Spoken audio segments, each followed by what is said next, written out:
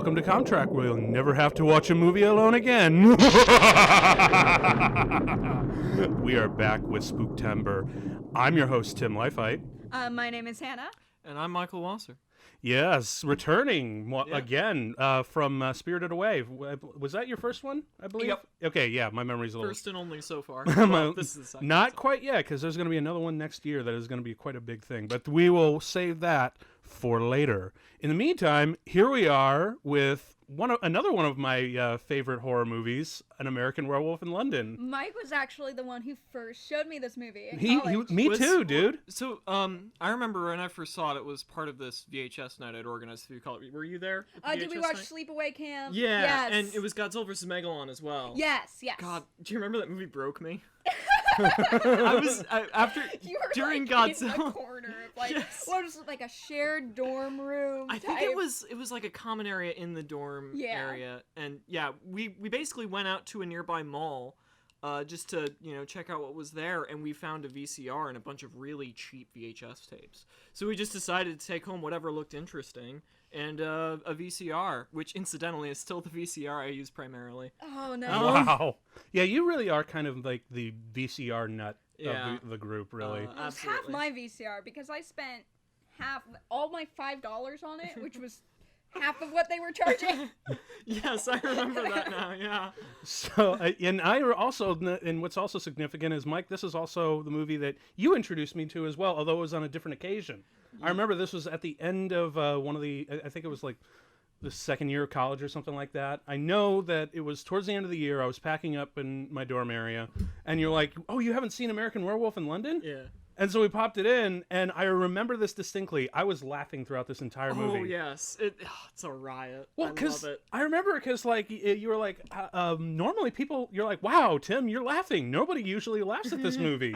This is delightful. It's very dry and very dark, but it's definitely a comedy. It's definitely a comedy. Frank Oz is in this movie. Don't take it That's too very seriously. true. And also, like, to make it even more, like, in the roots of comedy, this is actually the movie that inspired Edgar Wright's like full style for Shaun of the Dead. Oh really? I didn't know that. Wonderful. Seriously, like it. That's awesome. And That's full circle. And as a matter of fact, he even told John Landis, the guy who directed this, he told him that, and John Landis said, "Dude, don't make me feel old."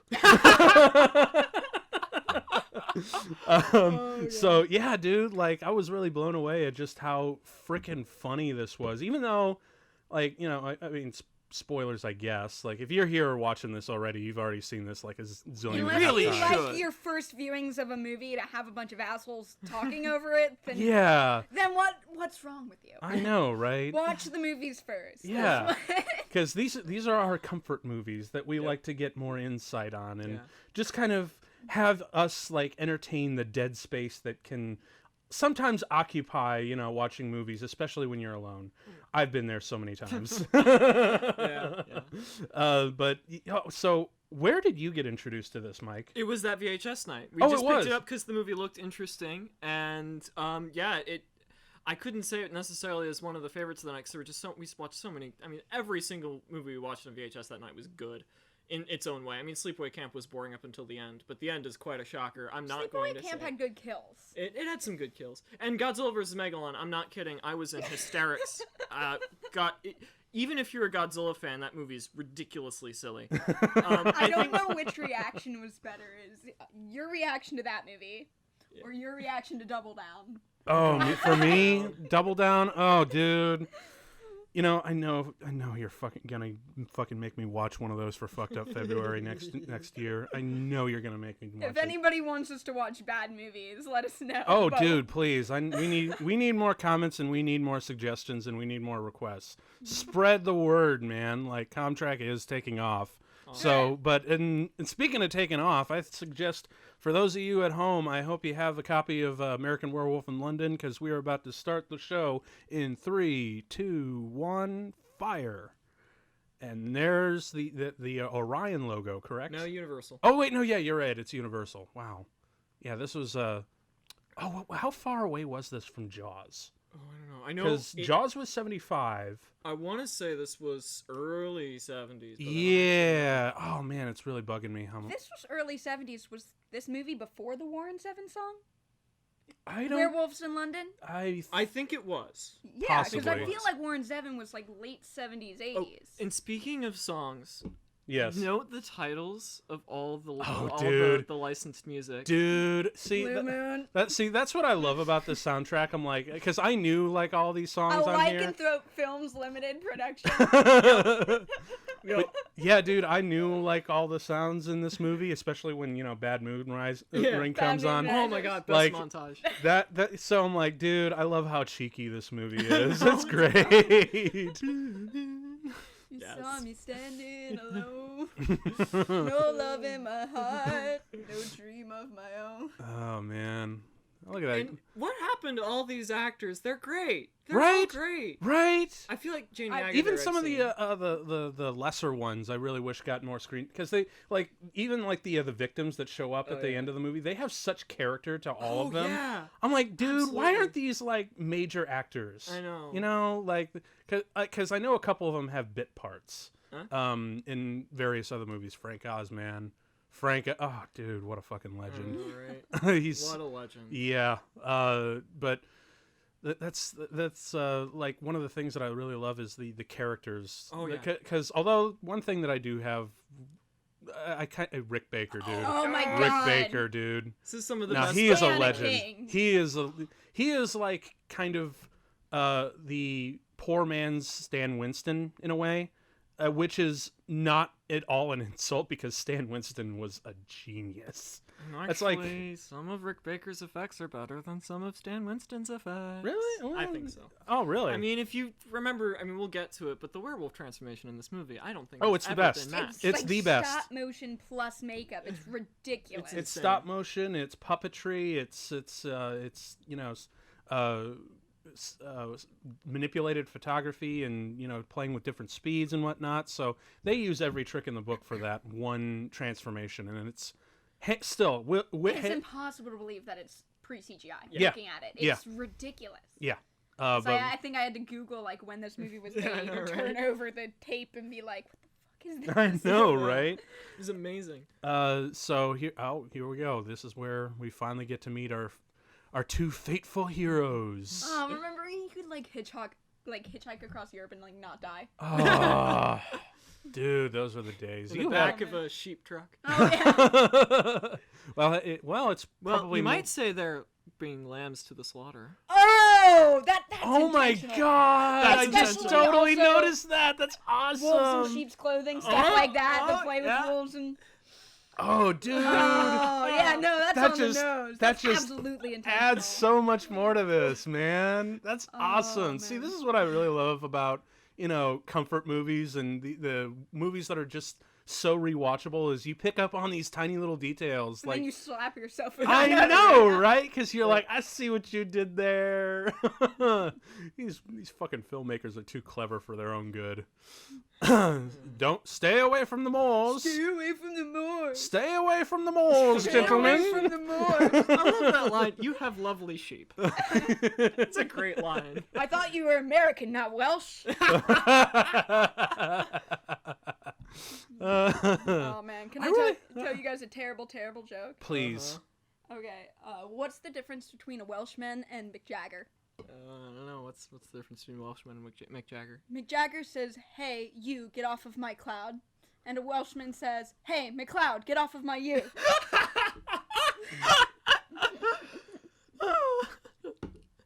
That's not funny.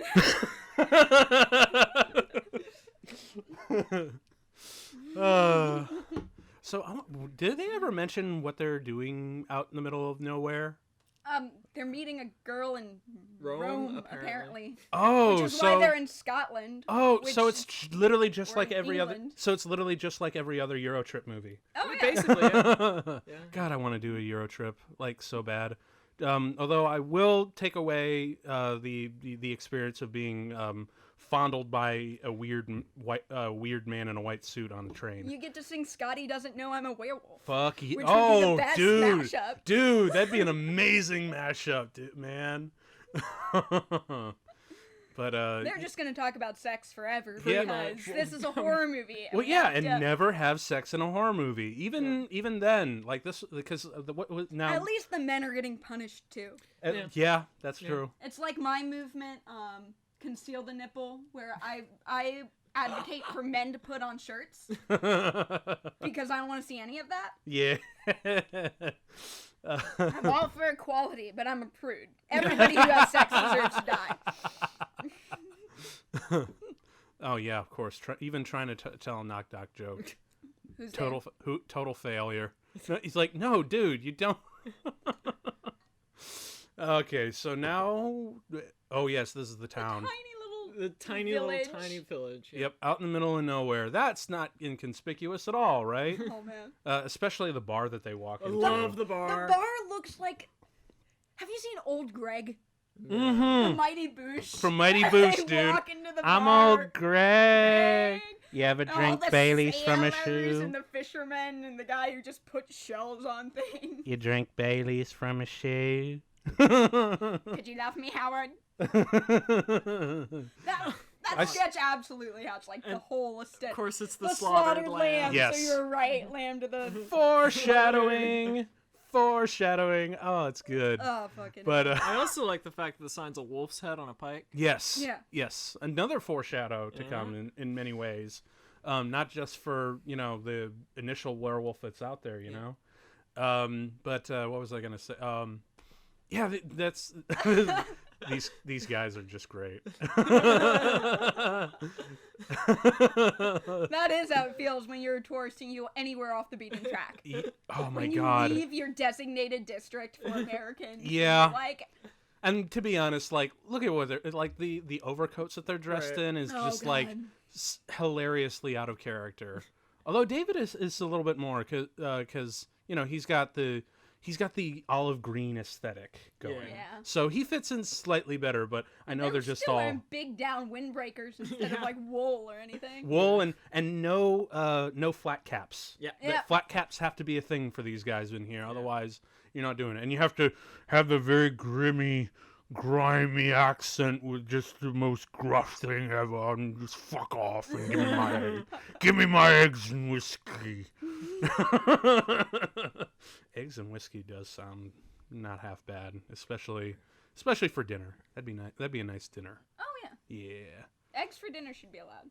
Oh yes, the 5-pointed star. It's evil. I also really love the candles that are just like melting around. I think I listened to another podcast. I think Spirit's podcast does stuff about mythology and movies, and they pointed out that they intentionally did the right side up pentacle, which is supposed to represent a man, versus the upside down one, which looks kind of like the goat's horns, is supposed to represent the animal. Huh. Gotcha. So there is a transformation that's inherent in that symbolism as well. Fascinating. Well, that's fun. Yeah, man. And of course, now they're just gonna get all up on their business with the jokes. Oh, this should be good. Alrighty then. Wait, was that guy? No, I was just. I thought he was doing something weird with the dartboard. Oh yes, the wolf man. Of course. Gotta reference your own property, Universal. Oh, absolutely. I mean, they're because People say Endgame is the most the most ambitious crossover of all time. well, they tried the MonsterVerse, but Tom Cruise just kind of fucked it up for everyone. It's such a shame because it's such a good idea. It's a good idea, but holy what's shit, even they just crazier is Del Toro was approached to like head it up. what? I know, right? Dude, okay, see, he should have let it. I know, right? Dude, seriously, like if you were gonna do a MonsterVerse, get Del Toro just to kick it The problem off. with all of these verses is you have to make the individual movies and have them work first. You can't get people excited over a crossover when the individual elements of the crossover don't exist yet. Well, that's the problem when you get one of the Transformers writers to do it. Yeah. Like you're doing some wrong thing. And who's also not only did he write the Transformers movies, but he also wrote those subpar Spider-Man movies with Andrew Garfield. and all of it was just like weighed down by so much spin-off bait. Yeah. It was ridiculous. What if we just got some comedy writers and did the Universal Monsterverse, but with Young Frankenstein and American Werewolf in London, and had all the That would be updated hilarious. funny versions? So good. Just have Peter Boyle run around with these guys. Oh yeah, it'd just be like the Mummy and Frankenstein, and they'd just sit in a room and talk. It'd be like Community or something, Yes. but with monsters. That would be great. That would be I'd great. watch that. Oh, and also we just need to do one more crossover and have Taika Waititi and his gang in there. Oh, Oh, right. that'd be Just great. to really spice things up and just to like just to piss them off all the time. Yeah, like a self-referential, like maybe like a support group for monsters, and they're all just trying to hang out. Oh, I love the thunder and how on the nose and how like just like don't be wet, don't go out on the moor. What I immediately picture is that SpongeBob meme where he's like, "Don't go out, Don't go out in the moors.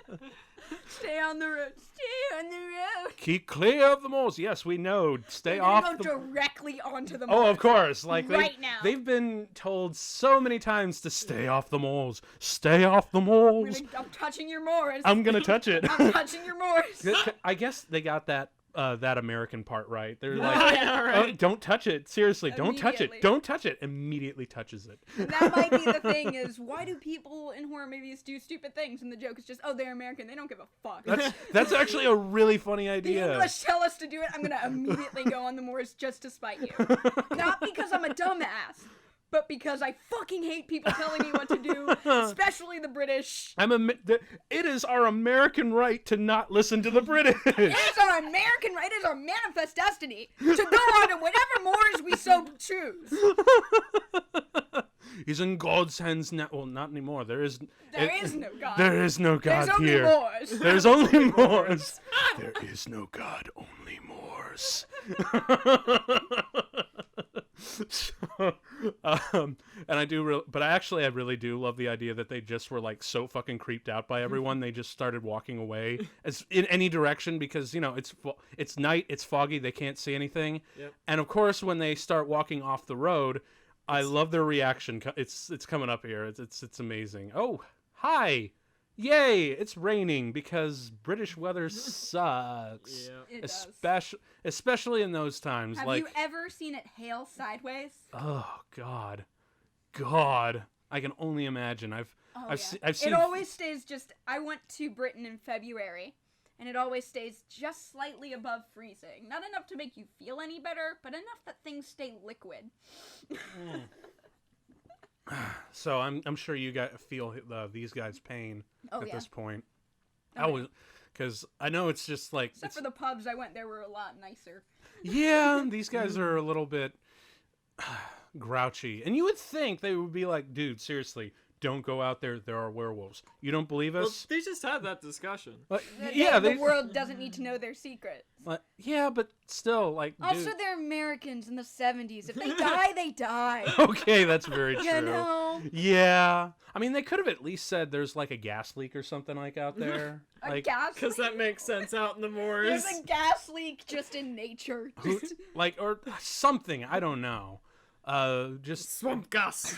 swamp gas. The Hound of Baskerville. Okay, now this is like one of my favorite bits. This is probably my second favorite line in the movie, where they just realize that the coyotes. There are no any coyotes in here. Oh yeah, and you're right. They even mentioned the Glasservilles. He live on the moors. But they're like, wait, didn't they say stay on the road? And this line right here, where it's like, Road. wait, oops.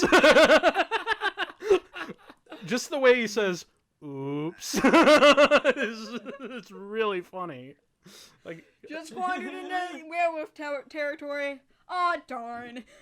yep, let's keep walking. This is fine. We are totally fine. This is fine right here. We're all fine. Thank you. Oh, shit. Oh, shit. Oh, shit. Oh, shit. Oh, shit. Oh, shit.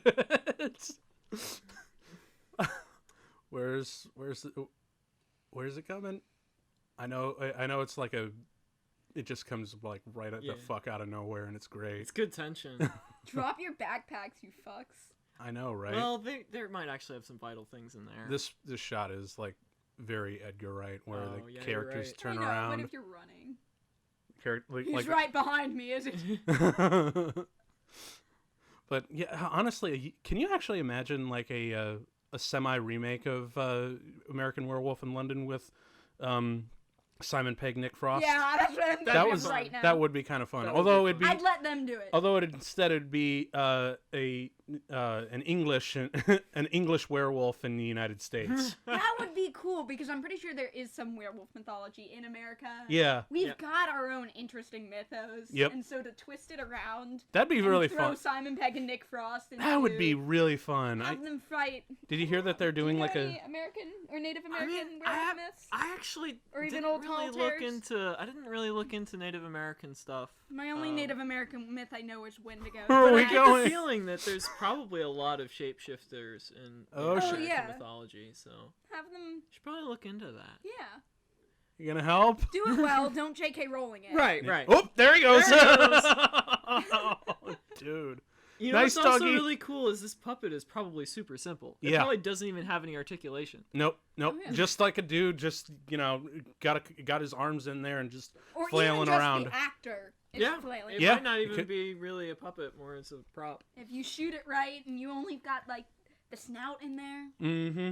Good times. Now, the gore really sells it, though. Yes, it does. It just looks fantastic. Especially later on in the movie, which Oh, is not only is it technically amazing, but it's also just like really funny. Yeah, absolutely.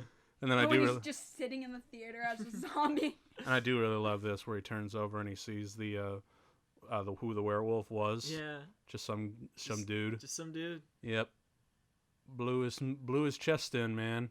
Oh man. And then of course, so this is another thing that really should have annoyed me throughout this entire movie, but it just never did ever, and it's the amount of dream sequences in the movie. Oh yeah. There are so many dream sequences. You would think But you would they're, just be genuinely pretty good though. They are, but I think what makes them stand out is the pacing, and we'll talk about that in just a bit. But like normally, otherwise you fall into the easy trap of Jaws: The Revenge, where you put in like one too many dream sequences or dream sequences that are so obvious and so poorly paced that you're just like when she you does. know it's a dream sequence and there's no tension and there's no. Yeah, and when Right. when the person wakes up and goes, you're like, I fuck. love that joke. We just talked over the Jew joke. Yeah. Man, these jokes are so. Nurse They're Price so is good. quite right. Has to be a pun. But yeah, dude, anytime like a character just, wakes up and goes, it's just like the audience is just like, dude, come on, like do something. If you're going to do a dream sequence, make it fucking fantastic, Either And make it like They certainly do here. Oh my god, right? just so interesting to watch or so psychologically relevant to And the it's story. just throws you so far flat on your ass. You're just like, wait, what the fuck am I watching? You know what? I really think this older doctor guy could have easily also been played by Leslie Nielsen. He Oh, could yeah. have, dude. Oh, yeah. And this was before like Airplane and Yeah. everything, so he could have. This could have been like one of his early, pre-comedy segues. Yeah. It would have been really interesting. I 'cause mean, even though he's he's- not really a funny character in this movie. well, his office is hilarious. That's true. Actually, That's true. he doesn't particularly come off as funny, but everything around him is Yeah. for sure, which is kind of an interesting characterization. The Yeah. character himself is not funny, but his surroundings are. Very, very fascinating. Okay, so here's our first dream sequence. And it's nice that we know it's a dream sequence. Yes. I mean, it's I pretty think that obvious. also helps you not feel cheated. Right. Is you're going into it, you need to interpret it as a dream sequence, and so. Right. But there he is, Yes! Frank Oz, and he delivers. And I've never seen him in live action except for this movie. Really, I don't. Really. Yeah, I don't think I have either. I want to say I have at least. It's the- I think I've seen him in one other cameo, but I can't think of anything off the top of my head. Wait a minute. I'm gonna look something up. I'm looking something Oh, up. is there something like that's coming to mind? There's something that I don't think... this is a reach, but... Oh, wait. This is probably one of my the best deliveries. Yeah, okay. Hi. I don't know what it is about the way he just delivers that. It's so funny. It's like, I'm sorry, your friend is dead. Hi. Okay, let me make more stretches for puns. What? The first two things that he says after he wakes up are Jack in London, who wrote Call of the Wild. Son of a bitch. That almost doesn't seem like a reach. You're totally right, dude. Oh, and also love like I appreciate how upset you are, but this is no need for hysterics. Your friend only died. Yeah, Stop dude. being unreasonable. Just like, I need to deal with this business. Come on. Like, I know you're dealing with grieving and all, but like... Stop that. Stop it. Keep a stiff upper lip. Is Frank Oz British? I forget. No. No, he's not. He's No. That's right. He's working with the embassy. So that makes sense. Yeah. These are like the worst psychiatric professionals. Right? By the way. I guess Britain just has terrible mental health back in the 70s. Oh, they have terrible mental health now. I think they just canceled that on their NHS plan. Free healthcare, but only if you're fucking dying. Yeah. If your teeth are messed up or you're suicidal, go die. Or if you're blind or going on blind anyway. Yeah, a lot of shit is getting cut. Yes. For that. Yes. They brag about healthcare, but they're cutting it down. Mm-hmm. Britain, only slightly better than America. That is not saying a lot, Britain. No, it's not really. Like, seriously, you look at Parliament and you're just like, Oh, God. you're half expecting for like a WWE ref to come out and just like smack someone with a chair. You know? That needs to be how we run our government. It really I feel does like at this That point. is the American spirit, and I would watch it. Dude. If you're a doctor and you don't have a skull holding your pens, what are you even doing? That's what I was about to say. Like, I remember watching this, I'm like, What dude. is that, like, black gimp mask in the corner, too? Oh my god! What the the fuck hell? is that? Just have a fucking... He's got 3-4 different heads just around his office. That's weird, man. Just lots of skulls. See, well, my favorite visual gag is coming up. Oh, really? Oh, yeah, we'll get to it. But it's important that these guys are from Scotland Yard. Oh, yes, that's right. Now I know what you're talking about. Yeah. Yeah, dude, like the production design in his office is freaking great, dude. Like, I really wish they would just...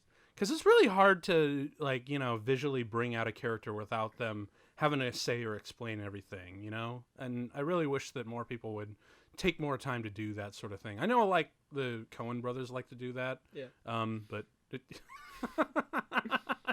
No. Just tell her I'm dead. No. This is my favorite sight gag. Because he cannot stack the things, and he's from Scotland Yard.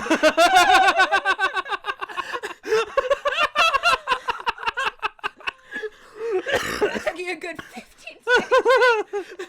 Also, look at his tie. Oh my god! I've never noticed the tie. The tie is so bad. Like, you can literally see him struggling and just finally saying, "Fuck it, I'm giving up," and just going to work. Scotland Yard, everybody! He's Scotland like the Yard. British Mr. Noodle. Oh, dude, like, even his wardrobe no, is speaking. tie your tie this way. No, Mr. Noodle. Dude, even his wardrobe is speaking like so much. Like, okay, notice how his his pens. I'm looking at. Well, his jacket is also too small for him. It's very striped. His shirt is striped, whereas the other one's nice and clean and has solid colors and everything. So, like, yeah, dude. I mean, honestly, the only way to make him more over the top is to like mess up his hair. Yeah. Like total Bullock style. Although, like, look at that fringe at the top. He's got a big hole in it. I don't know if we'll get another shot of him, but he's gone, which is cool. But yeah, dude, like little characterizations like that are just great. You can kind of tell that they focused a lot. That John Landis was really good with handling his characters, but unfortunately, his script wasn't just as good as it could have been.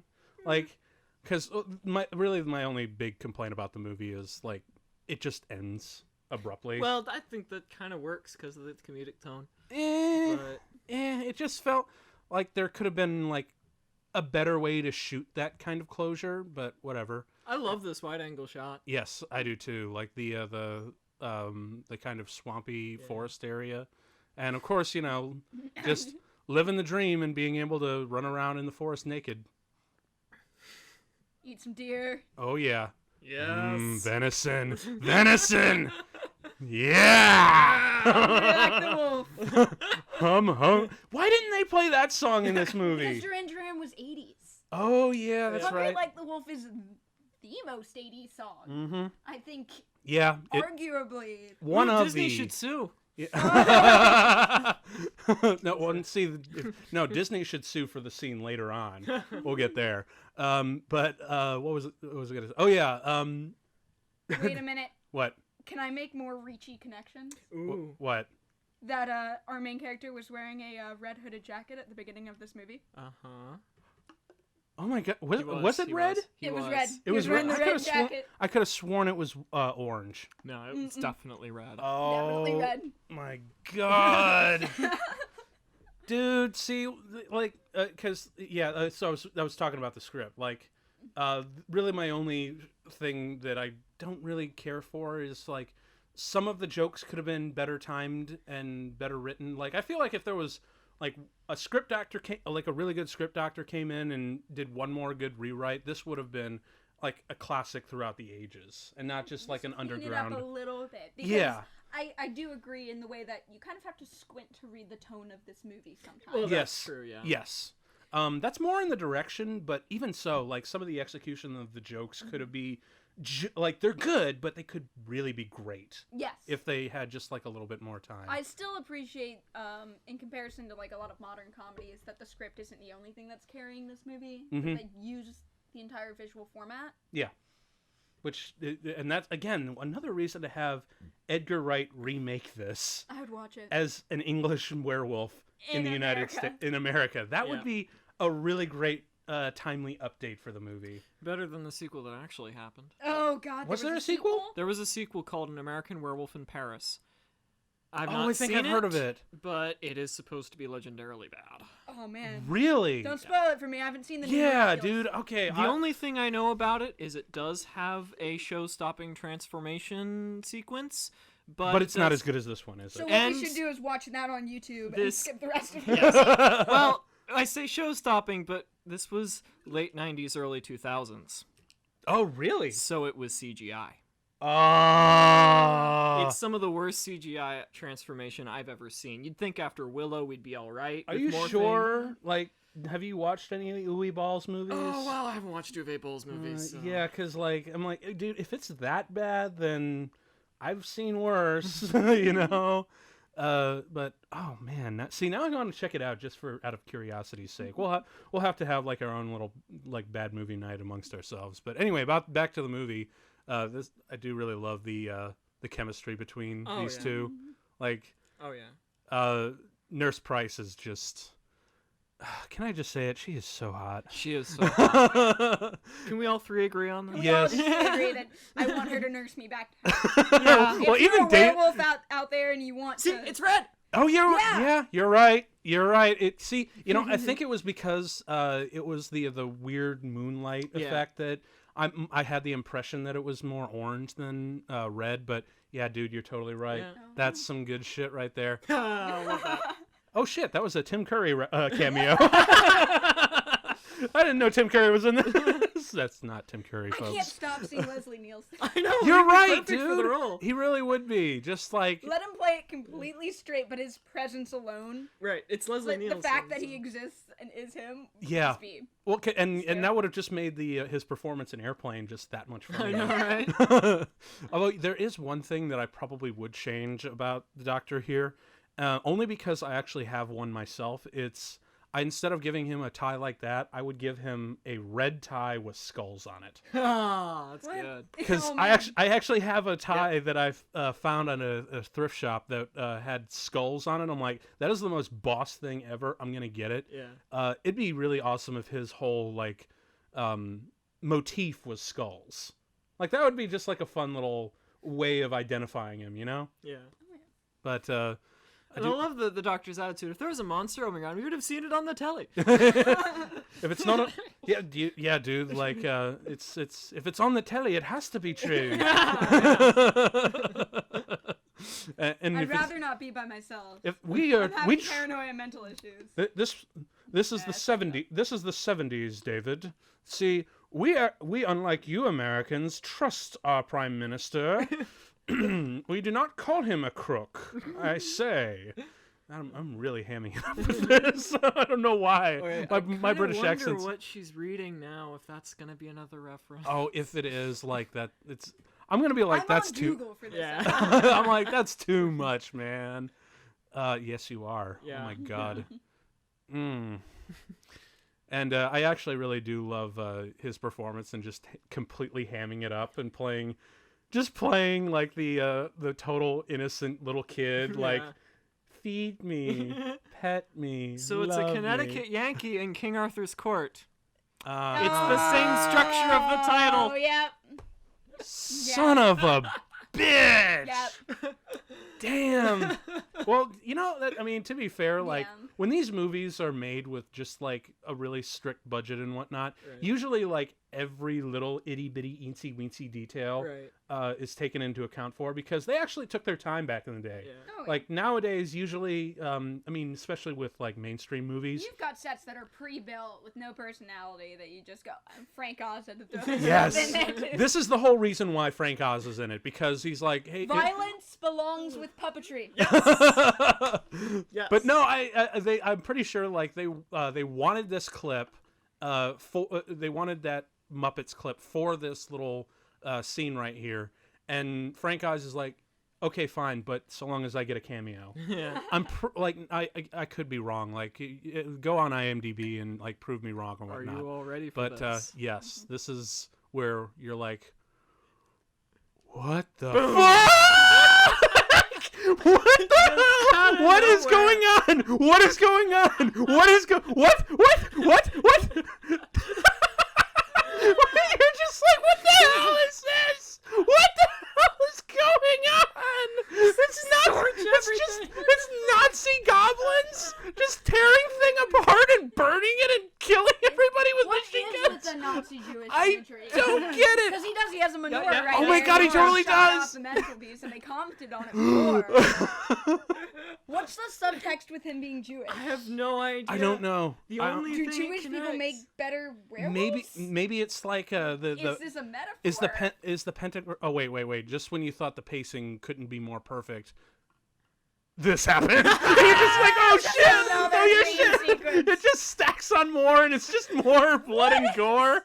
Like, you're just like, what the And hell? the line delivery that he just did, holy shit. Right? That's exactly what the audience is feeling. Exactly, because that's Perfect. See, now this is how you do a dream sequence. That everyone watching this, and when I've watched this for the first time, I'm like, oh shit, is it gonna happen again? Yeah, I know. No, right? but it's not. But because like that's how you do a dream sequence. You're just You waiting for it to be a running gag play- where he dies and the next person. you play with your expectations, and the pacing is just so out of left field that you can't help but laugh with shrieks. You know. And interesting, it also makes what's about to come up Okay, also this a little ambiguous. this right here is my favorite line.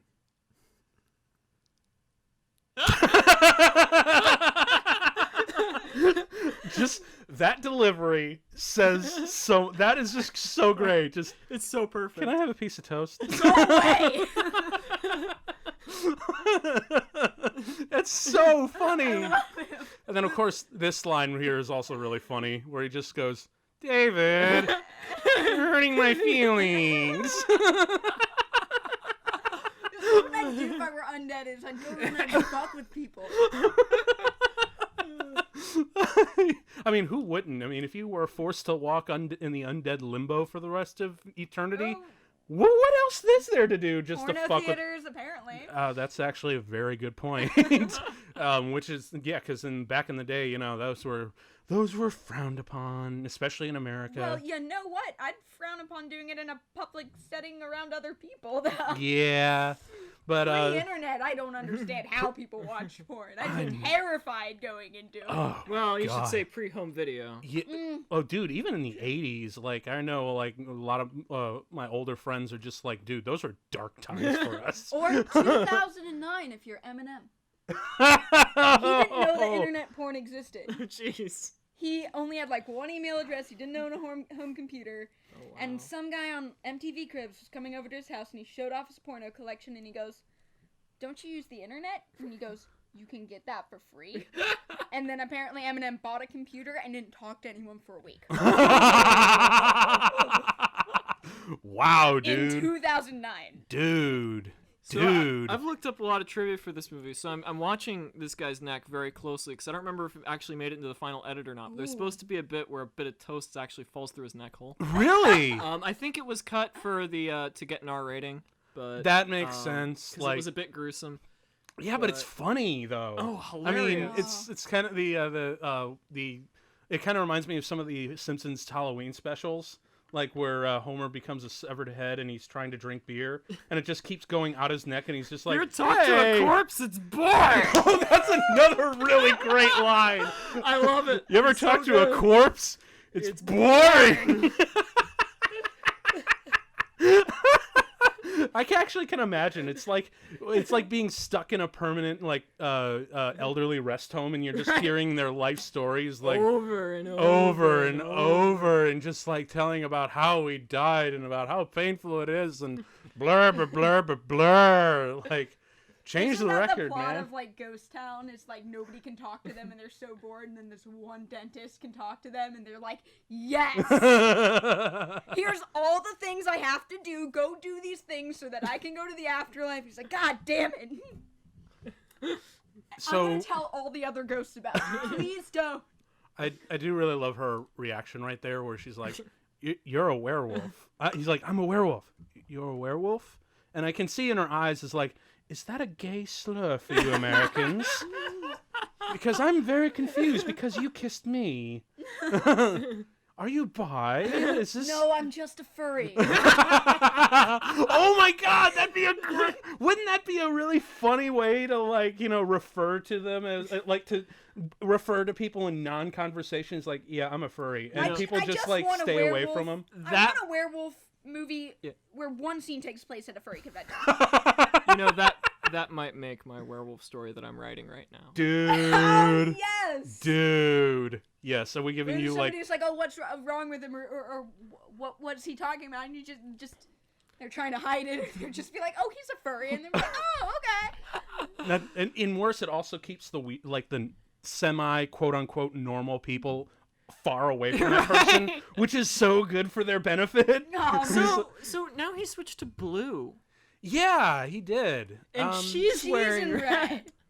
That's Are we looking too much into that? No. Because I guarantee, like back in the 70s, like literally every tiny itty bitty minutia detail that goes into your movie was given thought. Because nowadays it's really just all about the release date. Right. And the productions are generally too big to keep track of the little details. Exactly. So. I mean, granted, smaller independent movies still do this sort of thing, and that is okay. So Hannah, you've been on the London Tube, correct? Yes. Is this an accurate representation? No, but I'll tell you something that does happen on the London Tube. What's that? Is they've got restaurants and bars inside the stations. Oh. So something that's really common to do is to do a pub crawl where you get off at each station and drink like at this stop and this stop and this stop, so you get off on all the stops and you have a drink at every stop. And so I think one Saturday morning we were getting on the tube at about 9 a.m. to go to the museum, and we saw a group of 5 people all dressed as chickens. And we were like, okay, they're either getting back from a party or they're doing an event. But then we saw 5 more people all dressed as, you've seen them on Oktoberfest, where their pants are a little man in lederhosen carrying them. Yeah. Their little man in lederhosen. Oh, yeah, and we kept seeing different groups in different costumes. And we were on the way to the V&A Museum with about 12 different pub crawl groups. Dude, It's actually that really shit is fitting. lit. Watching this scene, it's really hitting me how much unintentional inspiration I took from this movie. For my I was about to ask, like, dude, are we giving you like really good material for your script that you're writing? It's not a script; it's a short story. Oh, well, even so, like for your story that you're writing, because I feel like we're giving you some really good material here. I mean, like I've seen this movie before, so obviously I'm gonna get some unintentional inspiration from it regardless. But can we? Have you seen In the Company of Wolves yet? No. It's really good. It's like a twist on Red Riding Hood where she's totally consenting. Oh, I love this. I'm sorry. To the corruption that's happening to her. What's this? I'm sorry. I really just love this. Was like, there's only one bed, and oh no, she there's just only one bed. No, they're roommates. And then this shit drops where she's just like, I like you a lot, even though I feel a little bit sorry for you. and she just starts. Yeah, well, actually, that's really courteous. It is really courteous. But what I really love is this little bit right here where she's leaning in and he's like, perhaps you'd like to watch some telly while I take a shower, and walks away, and then Stop ya! And then it's Moon Dance by Van Morrison. Oh, of course, more Moon stuff. Yeah, Great get it. Great smash cut. I love it. Well, I just really love the look he gives as the piano kicks in. It's just like, oh, Nelly. Oh, my. Good. And very tastefully shot. Yes. Very tastefully shot. This might. I'm pretty sure they trimmed this down to get the R rating. Yeah. Not just because remember these were the 70s where we were given everything in the movies. Right. We had sex, violence, humor, and big set pieces and stuff like that. So we had it all. But the MPAA had a side boob. His arm tastefully covers it the whole time. Yeah. Like I said, tastefully shot. Yeah. Oh, this is where they made this song really sexy for me. Because I've known this song for many years. Like my mom wouldn't listen to this kind of music on the radio, but this is the first time where like, oh shit, Van Morrison got sexy. Saxophones are always sexy. Oh, that's true. Always. That's true. I mean, I'm pretty sure that's partially why they call it that. Just, Saxophone. Oh yeah. Oh, there we go. Got some. There it is. There it is. We saw a nipple. Oh, go lower, lower, lower, lower, bitch, lower, bitch. Show it. Oh. If you're dating a werewolf, are you still allowed to call them a bitch, or is that a slur at I actually really appreciate what they're showing here because you rarely get to see this kind of thing. Oh yeah, the woman man going down. I know, right? And a close up of the woman orgasm. I know, right? Women are allowed to come in this movie. You know what? I'm not even kidding here. That shot would not make it into a modern movie. It would have gotten an NC-17. Yeah, actually, there was another movie. I think it was. I forget what it was. Werewolves are sexually liberated, you guys. Yeah. It's common knowledge. But no, there was actually a movie, I think it was like 2000, that had that exact same setup. Right. Literally the same thing, and it got an NC-17. So and the only thing they interestingly had to cut was literally like a half-second shot of her pubic hair. Oh, God. That was it. But otherwise, yeah, it was the exact same scenario, and it pretty much got borderline NC-17. Remember, it's fine, kid. Remember, it's fine, kid. Oh, God, yes, yes. More. That's also very Edgar Wright. It is great. Yeah. Don't be a puss. As things abruptly appearing in Scream. Yes. Yeah. Well, honestly, like I can tell, Edgar Wright just stole that shot for Shaun of the Dead when when Peter shows up in the morning. Yeah. So, but yeah, what was I gonna say? So like, remember, kids, it's okay to show gore, violence, and corpses so long as you don't show a nipple. It's totally fine. I do really love his performance in here. I wonder how much of his business here was ad-libbed. Because it kind of feels like he's just kind of doing shit. Yeah, and honestly, it does feel like a lot of ad-lib. He's got this shit-eating grin that anything he said would be hilarious. Hi, David! Like, I bet money that was ad-libbed. Yeah. Well, actually, I don't think that one was because that Mickey Mouse comes back later on. Oh, right, yeah. But honestly, the way, you're right, because how he delivers his lines and whatnot, It does feel very improv, and it does feel a little. And when he was walking down the hall and he gave the flower a little sniff, that feels very improvised. Yeah. But I think the Mickey Mouse thing was definitely scripted because that comes back in a big bad way later. You could also just say and now, interact with the Mickey Mouse. Yes, just go with it. Just take it and just like show it off to show it's there. You know. Rarely do you ever have a best friend encourage you to kill yourself. You haven't been on Twitter. Oh my god, that went down the wrong pipe.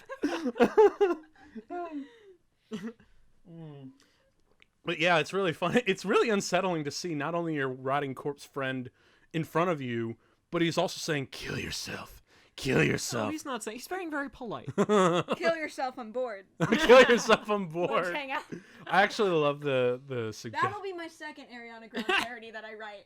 After my version of Seven Rings that tells the story of the seven dwarf kings and their riches. He's like, "Do you think I'm having a good I'm not having a good time here." I really love that. Yeah. Like, that's the other thing. It's his deliveries that make it so funny. Oh, yeah. Who's the guy in the portrait in the background of her bed, by the way? Good maybe one of her lovers? Or... He looks like a soldier, and I'm trying to figure out if he's a Nazi right now.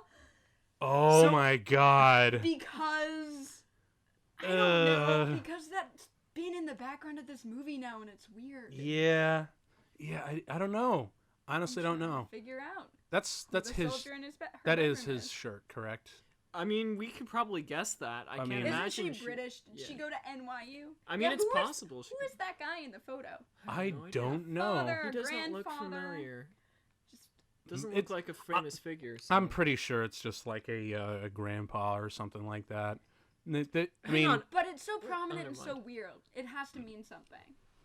What does it mean? What does it mean? This means something. I mean, that's what we've been doing this whole movie. Jack London, guys. Red Riding Hood.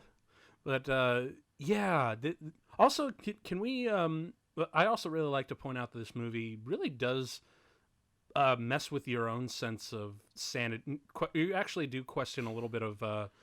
David's sanity here, you know, like because the dream sequences are like you're like, is this really all in his mind, or are we just seeing shit? I think again because he hasn't interacted with anybody or killed anybody yet. Yeah. But all of his issues are with himself. Well, the other thing is like backing up, like right at the dream sequence, right after he chowed down some venison. You notice like when she's serving him, he's like, "No, seriously, I'm not hungry at all." It's as if like suggesting that he's eaten. Like I really wish more of that was present in there. Like you're really questioning right up until the point where he starts transforming. That you're like, is he really a werewolf? Is this just like a weird like? Is he just seeing things or whatnot? Is he just suicidal with PTSD? Yeah. Like also, I might steal that line that was just spoken. All the NHS has given him is good pussy so far. No real mental or physical help has been provided by the English healthcare system. I mean, you can argue that it might help though, like, because let's be honest, that's some pretty good R&R. That is true. But yeah, the line she said, "I'm torn between feeling very sorry for you and feeling very attracted to you." I might steal that. Yeah. That's a good line. It is a good line, dude. But yeah, so now the doctor's is going out to do some research, man. Yep. And he's also in a red car. Another little thing. No, it's interesting. Red jacket was definitely on the nose. It was. Red is definitely being played through this. Yes, and especially when you present it right next to the sheep out in the middle. Right. Out on the countryside. Overlooking them, that statue is very ominous to me. Yes, I do love it, and the rain adds a lot to it. Why isn't he using his umbrella? That's out there. No, that's actually a really good gag. That's actually really funny. Why would you bring an umbrella, a big burdensome item, if you're not even going to use it for its intended purpose? Let me just hang up my dry ass umbrella. Oh shit! It's not like it's Bowling Green. I mean, you can actually open an umbrella. Shit. I'm gonna indulge in one Trump joke. He knows. At least I've finally met one guy who knows less about how to use an umbrella than Trump. That's all I'm doing. Anyway, so now he's going out to do some research. And obviously, of course, these guys are just not giving them anything. Right, yeah. I still really wish that they had already, convened and said, okay, guys, obviously no one's going to believe us. It's going to be a werewolf we're trying to hide. We got to come up with some other cover, Yeah. Because, eventually someone's going to start asking questions. And I really wish that the town kind of gathered that contingency plan. Furry convention from Manchester. Yeah. You see dead people, but it's no worse than what happened at Rainforest 2015. Oh, God. Oh, you do. Oh, God. Actually, you know what? That'd be a really great way, because, you can tell these people are the ones that would be a little bit freaked out by furries. Yeah. I would watch the shit out of a low-budget werewolf movie where the twist at the end was just, a bunch of furries got really high and took a convention too far. It's just one guy vaping in his fursuit, throwing diapers at people, and people think it's a legitimate werewolf. Because maybe it's a small Midwestern town who's never had this convention before. And I just want to see an angry mob go after one guy, and then the rest of the convention be like, great, it's canceled forever One now. guy in a super cartoonish wolf fursuit. It's bright pink or something. Oh, yeah. But yeah, have it be some small rural town who has no idea what's going on. And believes it's a werewolf. And it's just one fucked up guy. You could call it Furry Wolf. Furry Wolf. You can call it the Hilton will never host a convention again. Thanks, Todd.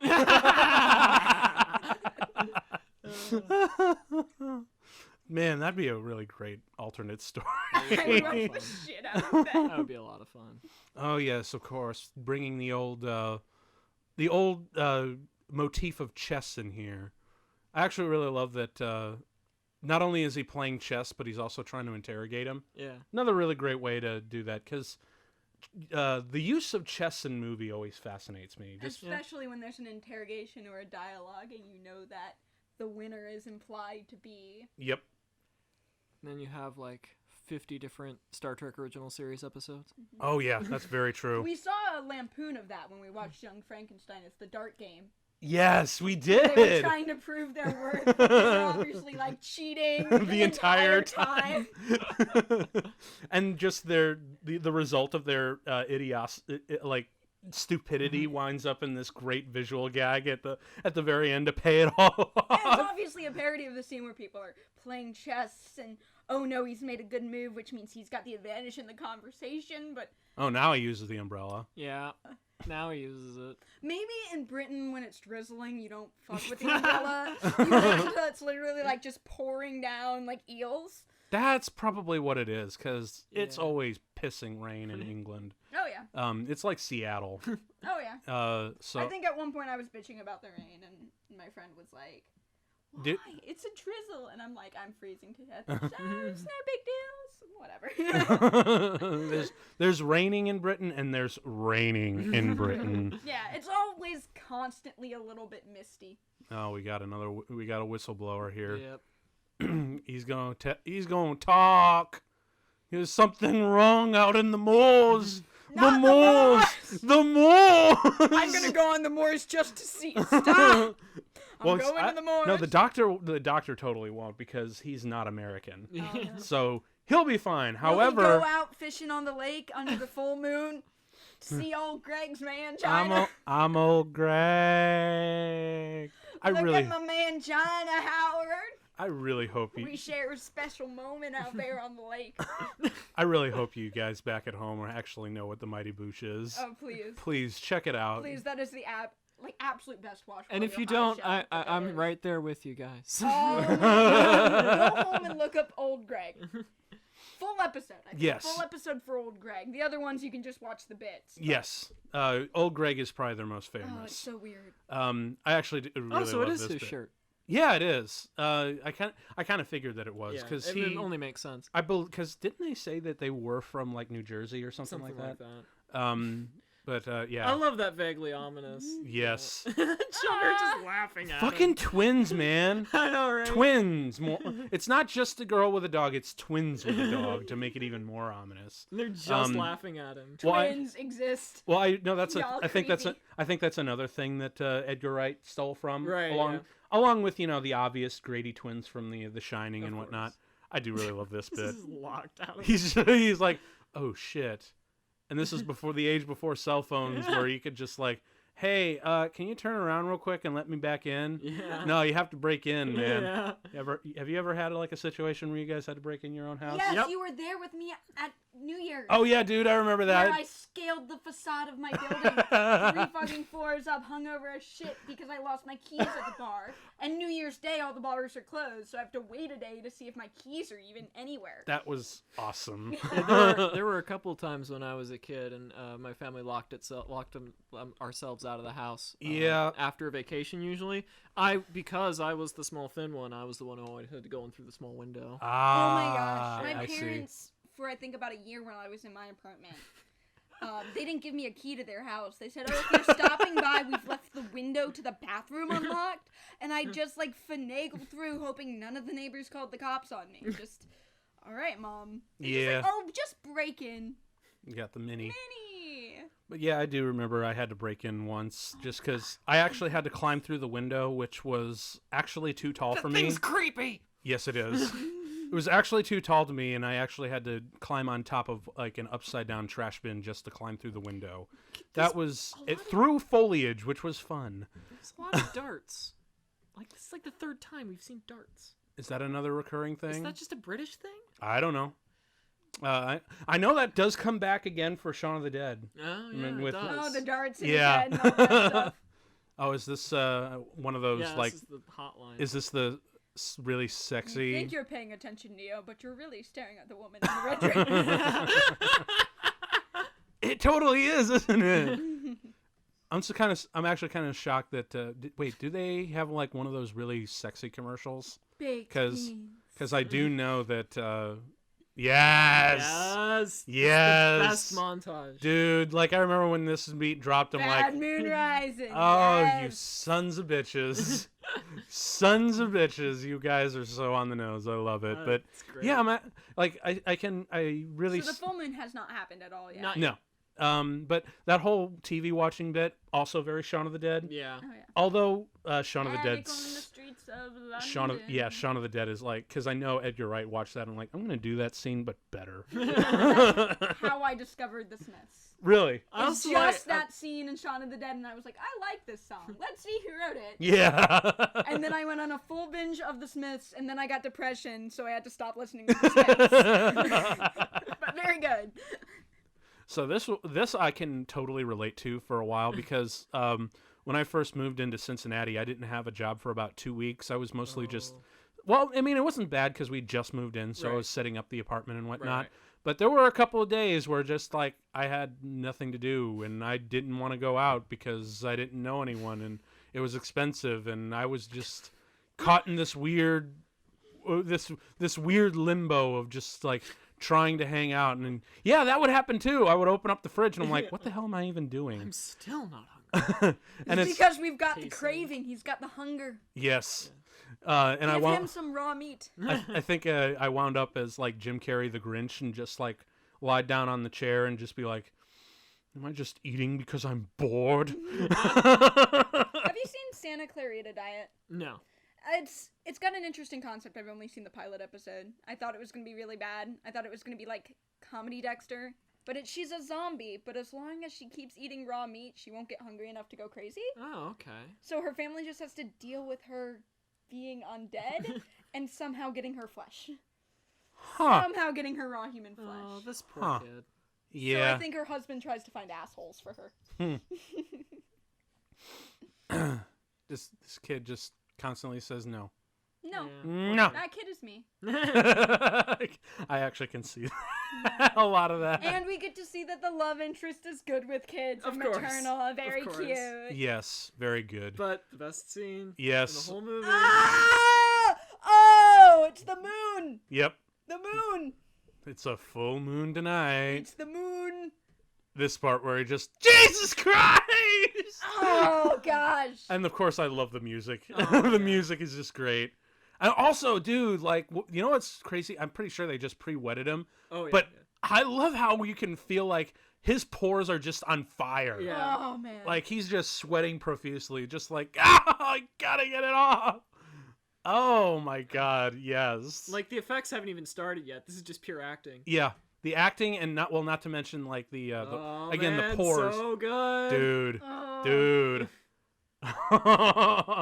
And dude, also another great thing that the sells. body horror in it. Well, the other thing that really makes it sell is the sound. Just yeah. like the crickling and the cracking and yes. the stretching and dude, and each shot is another layer of makeup, man. Yep. It's so good. I hate it. Oh, I do really love this line coming up where he just like, he's like, I didn't mean to call you a meatloaf. The hair and like the time lapse photography. Oh man, dude, look at that puppetry work, man. I know. Ah, I think that might have been his real head too. yeah, which is really cool. Oof. And then of course, what I really love is as it gets more gruesome and gruesome, they wait for arguably probably like the most gruesome shot when his face just explodes. Yeah. This is a really great shot right And here. remember that this That's is good. what, early 70s. Yeah. But right before they cut good. to probably the most gruesome bit where he rolls over and his face goes up, they have to cut away. Is it gonna be Mickey Mouse? I swear. Yep. They cut away to basically the equivalent of a smiley face right before they like give you the money shot, which is such so great good. editing. Oh god. Look at that Didn't shit. they have like inflatable puppetry in this scene? It's ridiculous. So good. Look at that shit, man. See, this sequence really just wanted me to, because like I do photography on the side and whatnot. I actually wanted to do like a comic, like a short werewolf comic book story, but instead of the panels being drawn, they were photographed. And I would get like a makeup artist, and we'd do various stages of the transformation for one big, transformation page. I got a story for you. If we can photograph that dude, like that would be fucking dope. I've always wanted to do like a photographic novel because I love comics, love photography, and I love stories, and I love that sort of thing. So, dude, yeah, if I can find like a really good makeup artist for that sort of thing, like I am so down with that. Not gonna lie. Okay, this is, so I really love that. It's really obvious that these characters are toast. You're crazy, Harry. Well, I'm Harry and crazy. How did I? Well, no, what I really love is like, you know what? Let's go in the back and surprise them. Yeah, like, I know, right? Let's not go through the front door like normal people. Let's just do the stupid, dumb, fucking, just This is what people stupid fucking ass did idea. before the internet. Just like wait for him, but right there, boom! I love that cut. Good. That is so good. The hooligans are. Nope. Sorry, they're gonna be. They are out. They have checked out of the building. But yeah, dude. Like, as soon as you cut from like the transformation to the moon, and then to two random people you've never seen. Yep. You just know they're toast. And they're a perfectly happy, content couple. Oh, absolutely. Yeah, That's what you get for being monogamous and middle class, you bitches. Well, Die in this horror movie. You see that house? Well, They're not middle class. Hey, you don't know that. Well, actually, to be fair, like these people, you can tell are just like really prissy and upright, and so almost like you can't really judge that because who knows? Maybe they're gonna be there for like a 4-way or whatnot. But I threw middle class in there because every middle class person I know likes to call themselves poor now. So, is there even a middle class anymore? Really, isn't. No. Whatever. No. I hate. What point is like people with money? Fuck you, and give me money. What? So That's what the you hell? get for being straight, white, and boring. No, in England. what the hell is this guy doing now? Like, dude. Yeah. For real? Yeah. You're actually going to investigate. You deserve to be killed. He does deserve to be killed. A shame about the wine, though. I guess. Although I really do love... I do love that cut. Just the way it just, like, he looks up and he's like, oh. So, oh boy. He's not home. Where could he be? He's certainly not killing anybody. Who knows? But yeah, that guy totally deserved Bye. it. But oh yeah, he's trying to figure out previous attacks on the mall and mysterious deaths that may be related to this. Ow. Sorry, just adjusting myself. But oh yes, this is another one of the other instances where he's like, no witnesses, no nothing, and they're hiding something out there. See, again, why didn't they cover it up with just something? Anything. I know. I mean, Make up a story. They did the whole escaped lunatic thing, but You could try that, I guess, but then again, didn't they? They could. There would have to be an asylum, and there'd have to be some record of an escaped lunatic. Right. And Yeah. that's the problem. You couldn't even say drifter. It was the 70s. If you said drifter, nobody would know. Oh, you know what they should have done? They You should could just murder people back then. It was great. Fuck, what was his name? The cannibalistic cult of Scotland. What was his name? Ooh, I will look that up. Cause yeah, you know who I'm talking about. No, actually. No, you don't? No, but I'm Googling it. I know it was Sean something. Shame about the dog. What? Oh yes, Oh. these poor homeless guys. Yeah, they're about to get it. It's too bad. These bums look okay, look all right. Sonny Bean. Yes, Shawnee Bean. That he was. I'm pretty sure. Why don't they just make up something akin to like it's his ancestors or something? Because Sonny Bean was like the head of a cannibalistic cult that would, rape and torture any victims that came near his little hideout. Edinburgh. They've got the best history. Yeah. So, oh look there. Werewolf. There. Werewolf. God damn it. I love the cuts. Okay, now this is probably my favorite. This is the best. Yeah, so out of all three, or four, I guess, out of all the kills, this one's the most fun. This one is really the most fun. Did you just pop out? No, just like how long and drawn out it is compared to the others. Because the other two were like, it's Roar and then blood. Well, it was just like, he's like, you hear something? And they're gone. There's no real build-up, but this one has full tension and setup. But what I really love is the location choice. Oh, yeah. It's so very London, and I love it. Also, I really love this actor.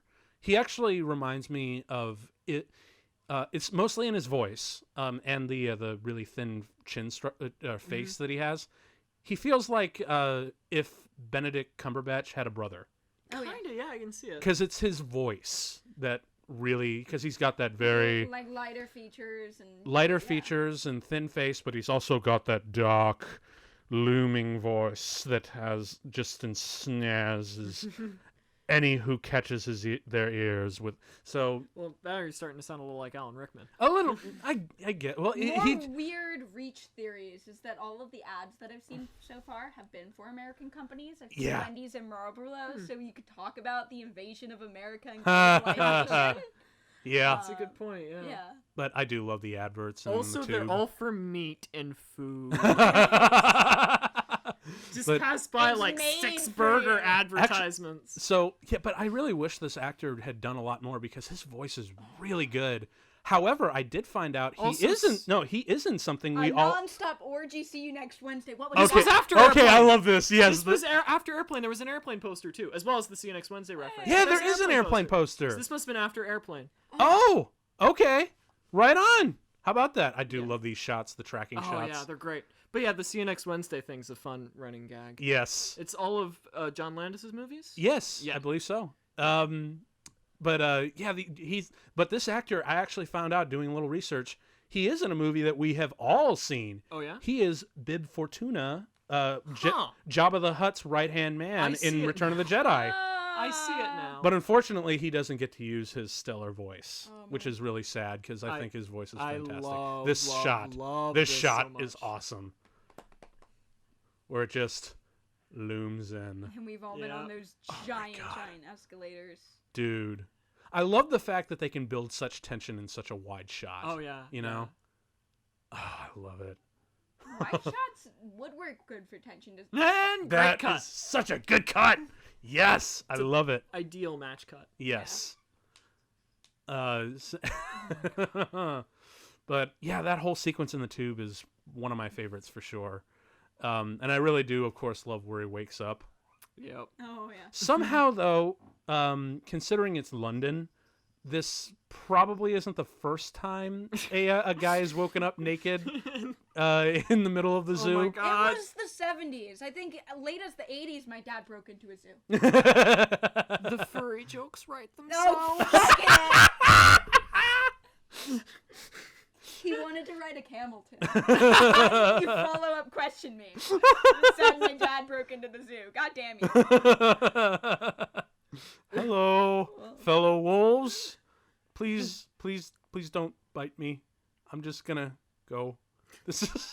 Make any calls. These animals are dangerous, mostly the human. God, you really got to give it to the guy for just willing to be like, yeah, all right, we're gonna have you do a nude scene in the wolf den, and he just said, I say all right. earlier that I was scared of the cat coming into the bathroom while I was taking a shower. Oh, you were. Because I might get scratched. No pun intended. I'm a pussy when it comes to cats. They will scratch you. It's inevitable. Yeah, well, thankfully my cat's just. She's a lot. She's nice. Yes, she's gentle and she loves everybody. Honestly, Oh, yeah. Please come visit my cat if you're in the area. This is great. Please come to my house and pet my cat.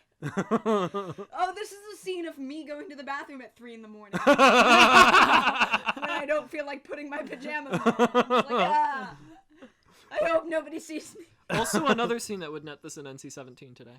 Yeah, probably, especially because it's male. Yep. Like it's okay. Apparently, it's okay to have naked females, but when you do a male, it's just like what? I don't feel like that's the case. I feel like the biggest difference is that female nudity is inherently sexual and male nudity is inherently hilarious.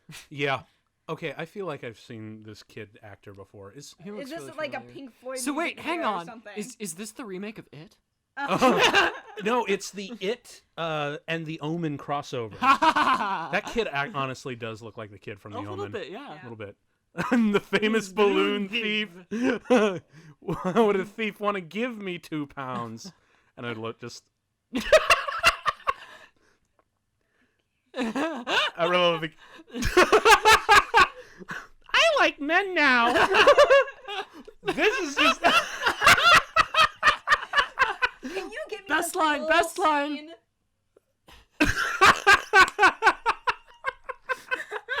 What? Man or monster? A naked American man stole my balloons. Oh my god. Give it up to that kid for just like he's on the screen for like all of Get a me minute. That scene in GIF format so that I can post it as me going to the bathroom. Please. Totally. There's got to be Because one that's out there. Just so. Oh, the balloons are gone. Oh no, that means your penis is free. Oh, wait, well, not completely.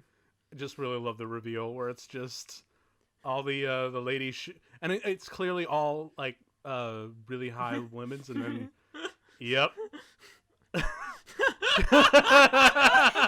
He's wearing red again. A lot of weather.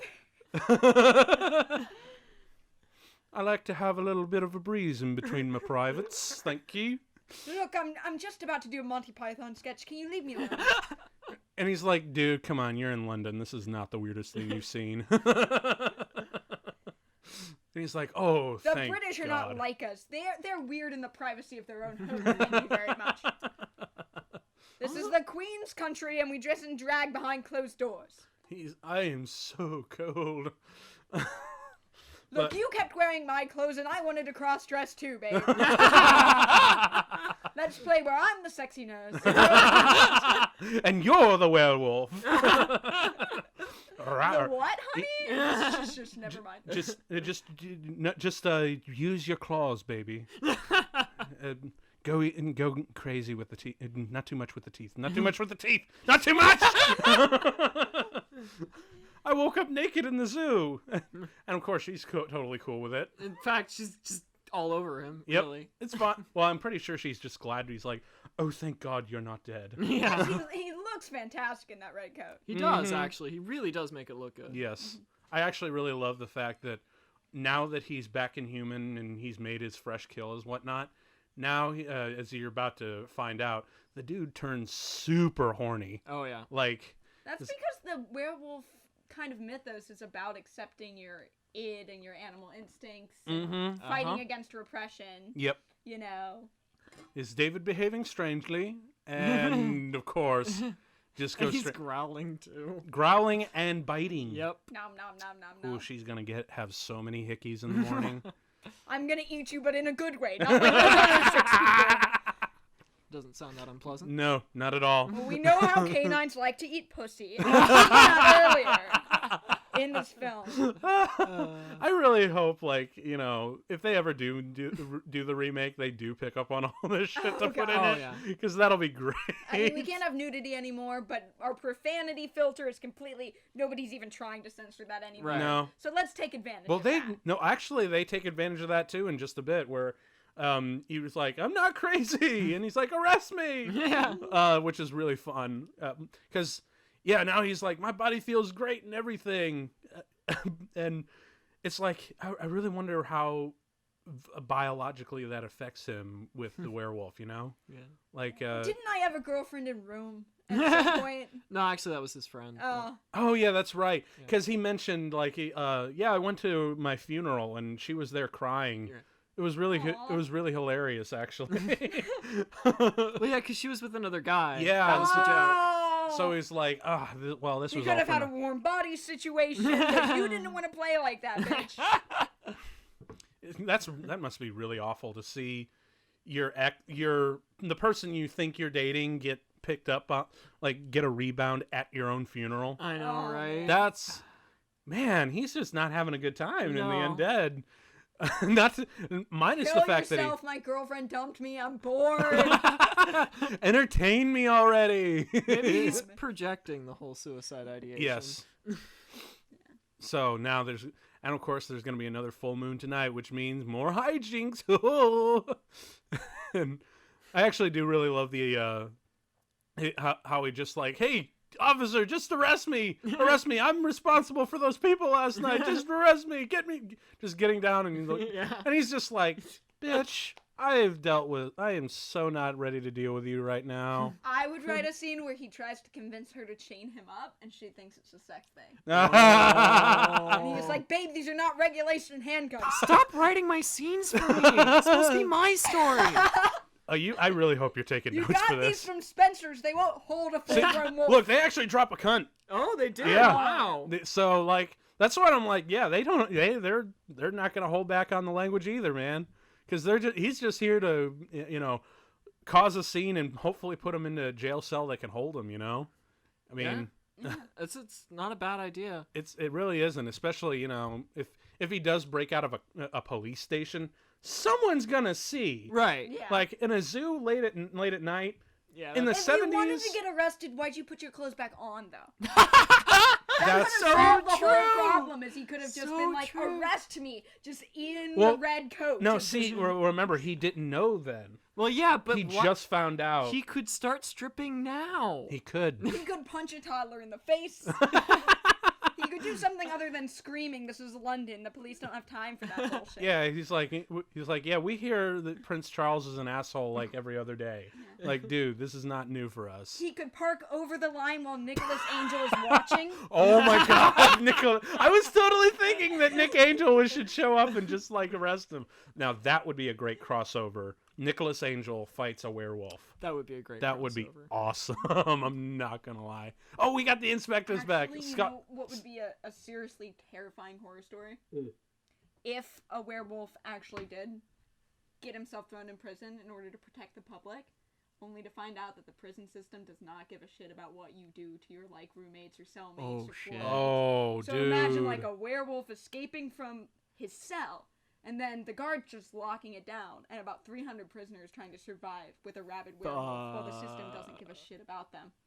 Dude. That's a great story. Dude. That's a fantastic story. I'm gonna write that down, man. This movie is giving us so much material.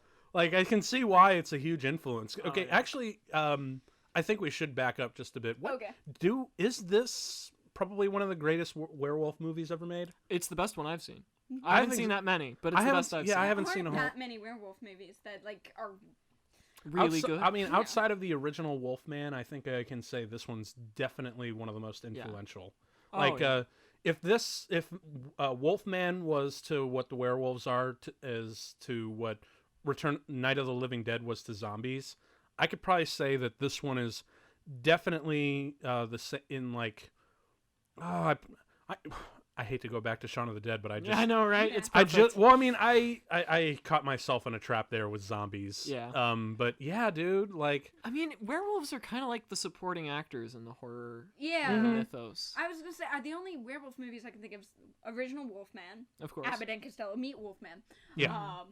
This movie, In the Company of Wolves, and then we're not going to count Twilight, but that's the only other one I can think of. And I mean, there's a bunch of movies I can think of where werewolves show up, but they're not necessarily the focus. Movies. Right. Werewolves, not swearwolves. Exactly.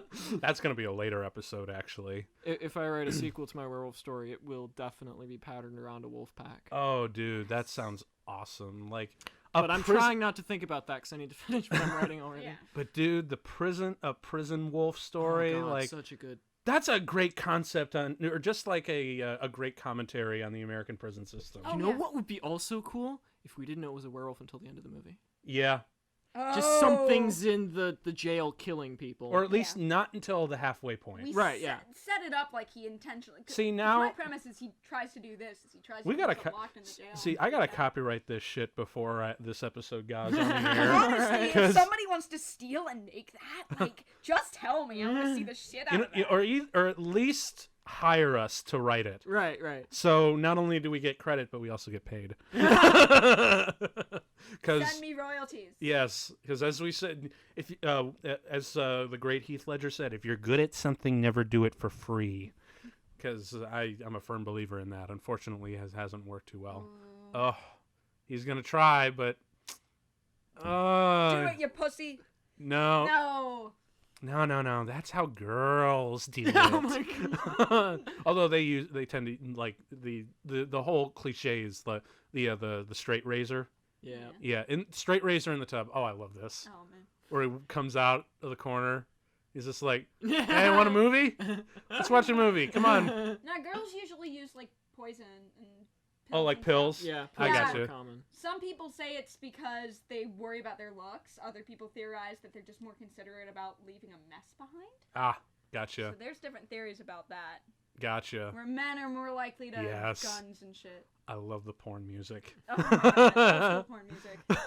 Also, I believe this porno was shot for this movie. Yes, it has to have been because of the joke that comes in. Because that kind of comedic timing would totally not be in a porno. Right. Like, even in the 70s when, there was actual production value in porn. That puppet is amazing. Right? That was an amazing puppet. Also, with all our suicide talk, make sure to put a content warning on this. Yeah. If you're watching this movie anyway, you probably aren't easily triggered, but... Yeah, good point. Everything should have a little bit in case you haven't seen it since a while. This is great. To never do this sort of thing again. Not you twit!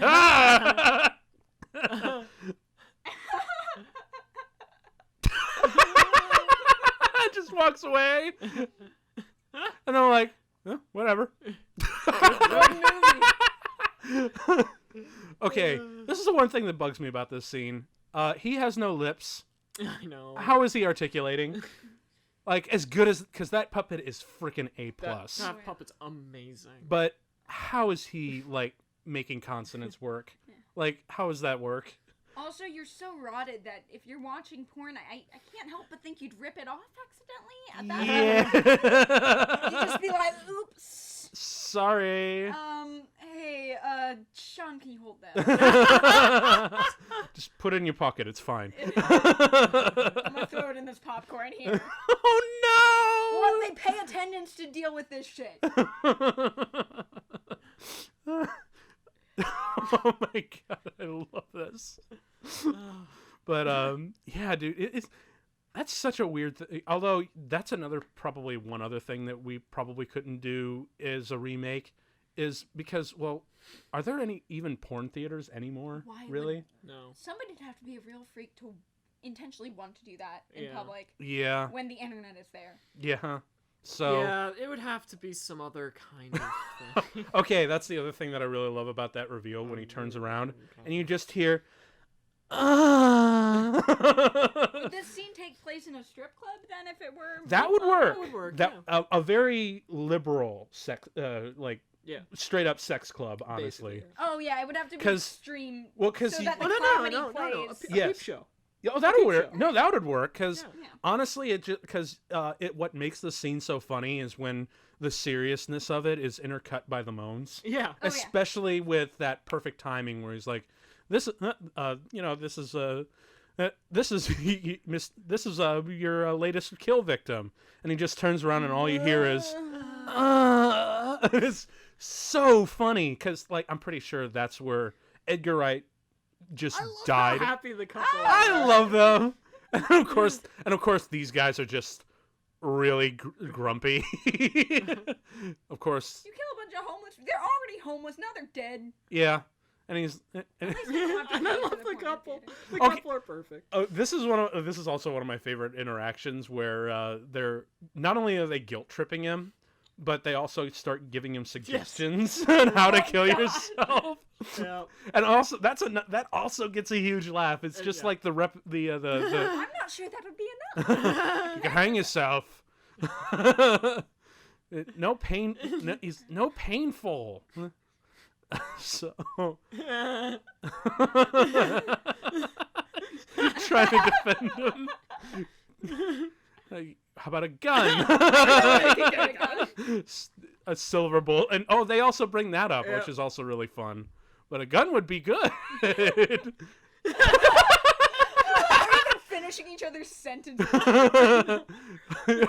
What about a knife, an electric shock, car crash, drowning? I love how they cut it off. Just That is very Edgar Wright, that scene. it That does. is. Like, I'm pretty sure that Do you Edgar. mind? He's a friend of mine. I don't care. I'm pretty sure Edgar Wright saw that scene. Like, so this is the funniest shit I've ever seen, and I am basing all of my comedy based on the mood of this scene. One It's scene. brilliant. Oh, man. And here's where dude, the the moon. moon. Although, I let's love be that. honest, in the middle of London, you wouldn't be able to see the moon. No, honestly, you can tell that It's was. the full moon. No, it's just the Herod's display. No, you can. Well, I mean, you can tell that was like a composite image Right, and yeah, whatnot because it just works better for the drama. Right. But I really do love this. I mean, the actual moon would be way too small. This is funny as hell, where he's Yes. just panting and just like, just like, go away. That's not safe. And he's like, bruh. Sir, masturbate quietly like the rest of us. Oh shit, dude. Oh, Yes, good shit right there. And then, Oh, man. of course, like, I also really love. Okay, so you know how a lot of the other times it was just like one thing after another with the dream sequences and with the deaths and whatnot. What the hell is this? What the hell is going on in here? I also that's a really great technique using tits is. to distract, Yep. and then you bring the kill in. Yep, That's yeah. actually really funny. I just wish it worked a little bit better with the characters themselves. Yeah. Like, I really wish they were like, "Oh, I love this," and then they just like, like, and just like, "Whoa, those tits are amazing," and just like bite it right there. But no. Like, even though you hear moaning in the background, which still adds to the humor. Oh, absolutely. They're still just apparently the policemen are just really, really focused on the dead bodies. Well, I mean, that is fair. Yeah. It's their job. It is, but I still wish like there was one victim just walked in and be like, "Oh man, that's hot," and then just gets it right there. Like, I thought that would be really. Oh shit. Oh, such. Yes. And I do love that this movie does not shy away from actually showing the werewolf. Yeah. Like, it holds off for a while. Well, I mean, it has but- to. I mean, yeah. for not only just like, thematic reasons and whatnot, but let's be honest, technical reasons Right. are a limitation and whatnot. Yeah. But when it does show up, it's damn impressive. It is damn impressive. It actually feels more like a smaller bear than an actual werewolf, which is really cool. But this is where I'm like, damn, shit got real. Yeah.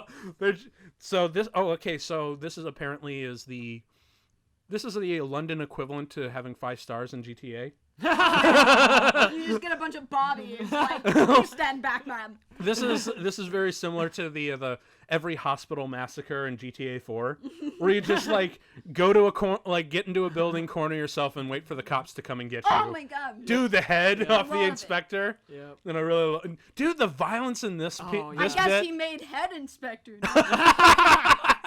But yeah, dude, the violence in this one is crazy. Yeah. I mean, look at this. We got motorcycles, people off and out, getting run over, and you're just like, holy shit! Oh shit! Oh shit! Cars crashing, mass hysteria, dogs and cats living together. Going through the windows, man. It's just like, dude, through the windshield and everything. Crashing into us. And the werewolves only really got like 1 or 2 guys. Right? Oh, dude, chaos he caused. But yeah, man, I love the massive amount of chaos that ensues. Like, more people die in the accidents than the actual werewolves. Yeah. Like, just bodies launching through windows and windshields and getting crushed. And oh, I love it. Like, because it's the editing and the energy of it that really makes it great. Now they got him cornered, man. He's got a full 5 stars now. Now they got him trapped. Cheat code. Punching Get on your cell phone and put on the cheat code. Put the cheat code on. Infinite ammo and health, and just go at it all again. You'll be fine. The only cheat I ever use is like to get rid of the stars. Oh really? That's the only one I use. Is call the cops off. Nah. See, I'll actually take the time to do it because that's to me a challenge. Oh yeah. Yeah. So you use everything else. I don't give myself extra ammo or money, but I get rid of the cops because there's no point in me just going to the hospital and dying. I get the infinite, just like all the guns at first, but then I don't have any reloads because, well, let's face it, the cops leave enough ammo for me to get lying around. But the only thing that I mainly use is the health, just so I can stay alive long enough to outrun them. No, but that's I call the only them thing. off because my main money-making strategy is driving on the sidewalk and then picking up whatever's left over. I gotcha. Yeah.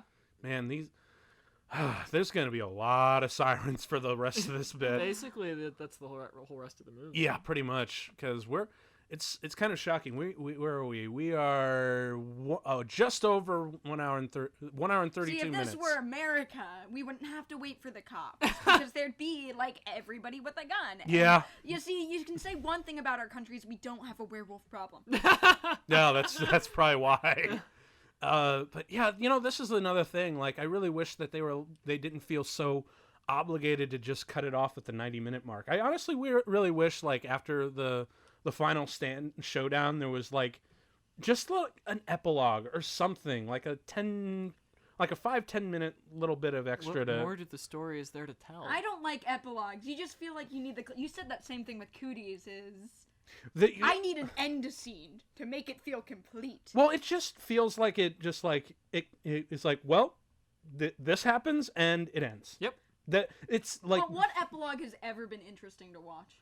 Do you want Return of the King? Because this is how you get the ending to Return of the King. That's very true. Do you want a scene where they end up happily together and get married and live happily ever after? I don't know. There just could have been. Do you want to know what their kids are named? Because I will call J.K. Rowling and she'll tell you what their kids are named. Actually, what would be really and tell you the sexuality of the doctors, every single one of them, and who has erectile dysfunction. Yep. it just like emotionally there doesn't feel like closure. That's kind of the point. It's supposed to be like shocking. Yeah, but it feels cheap almost to me. That's just me. For some reason, it just doesn't quite sit right. Do you want to watch her deal with her grief for 5 minutes so that? Because I certainly don't. Yeah. I don't know. There's something that can be done. Again, this is another reason why I feel like this You're movie the type of guy who likes to snuggle after, aren't you? Yes. Well, and also the music choice. Yes. Like, come on, that makes it complete. It does, but not to the story. Do you just want to slow Pan up from his body? Just so that it Is feels that all you a want? little less sudden. Just A little. That might make it a little better, I guess. Just You some pan up tone-setting to the full movie. moon, oh and yeah, then you zoom iris in out. on the moon. or better yet, guess- just leave the moon hanging over the credits. What if they panned up and the moon wasn't full or something stupid? No. That would I be don't know. super fucking No, stupid. that's not right. No. Actually, Twist. what would be really interesting What? if because technically they made love as he was a werewolf. Lance Boyle? Wouldn't who? They lanced a boil. Lance Boyle was one of the characters in the porno. Oh, right. Yeah, I think he was the mustache guy who walked Wait, was in. that's the porno character? That's not the actor's name. Yeah, that was the That's porno the character. grossest name ever. I think they purposefully made it the grossest name ever Yeah. for again the comedy of it, Ugh. because something tells me there was But it wasn't even a doctor themed porn. no. No. I'm Dr. Lance Boyle. Let me take a look at your bunions. Oh, what the fuck? That's gross. Although it would be interesting to see, like, if they did make love while they were while he was still a werewolf, and she got preggers, what does that make the wolf? The child. son of the werewolf. She'll have puppies, clearly. Clearly. Oh, so And they would No. be fucking adorable. no. So wait a minute. This is just the prequel to Wolf Children. No, this is the prequel to Air Buddies. My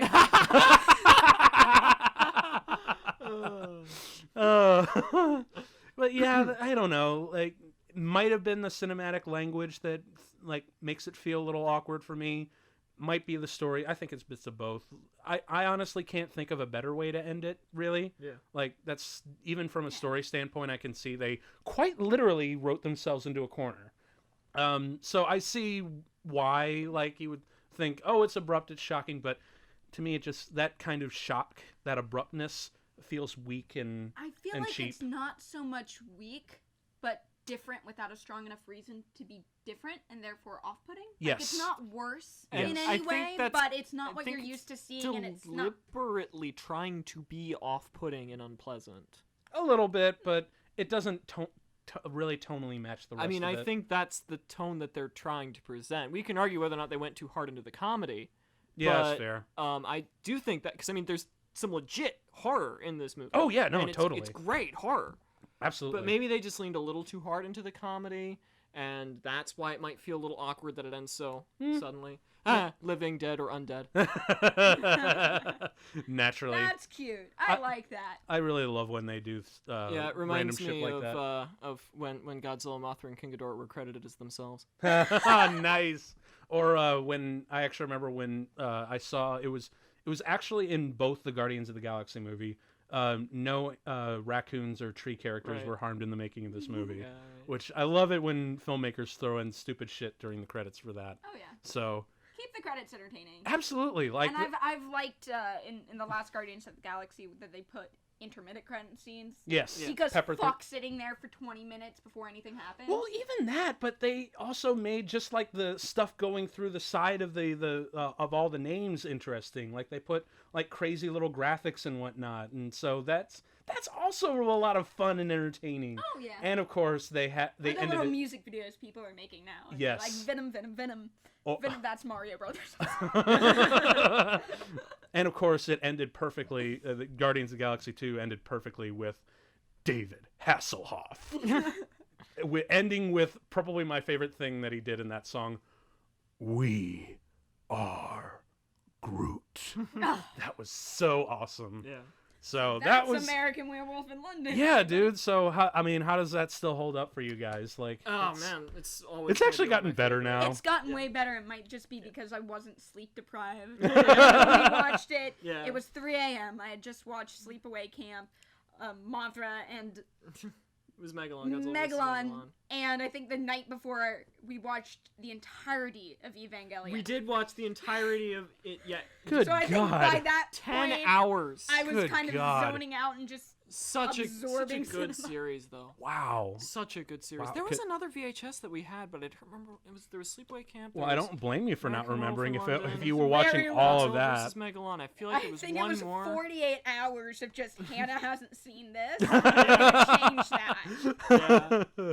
I mean, I hadn't seen most of those at that time either. I mean, definitely Godzilla vs. Megalon was a new one on me. Right. Like, But yeah, dude. I was doing the insane guy rocking back and forth. We thing. should do a Kaijun. They do that on Comet TV where they just play monster movies every Friday night. Oh, dude, you're spoiling my show here. Oh, You shouldn't have you've got- mentioned it. Oh, you've got some Well, maybe stuff planned in the future. Oh, I do. Oh, I totally do. As a matter of fact, Oh. I've got some. I mean, right now we're in the middle of Spooktober. You guys have. I've already released on the Facebook page like all the horror movie. We're sticking to horror comedy because, frankly, I feel like laughing this October. Oh, Not just being scared, but also laughing with the screams. For a lot of people, being scared isn't really what they want so much as the aesthetic of spookiness. Yes. Creepiness. Yes, and fun. Yes. Really. So we're sticking to that, but we're gonna laugh at our mortality. but after have a good time. But after October, like there's going to be one we're going to have one special episode.